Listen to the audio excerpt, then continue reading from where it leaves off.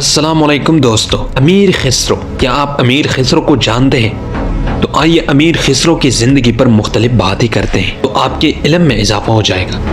دوستو، فارسی ہندی کی مشہور شاعر اور موسیقار امیر خسرو، جن کے والد ترک سردار تھے اور منگول کے حملے کے وقت ہندوستان آئے، ہندوستانی عورت سے شادی کر لی اور آگرہ میں سکونت اختیار کی، جہاں امیر خسرو پیدا ہوئی۔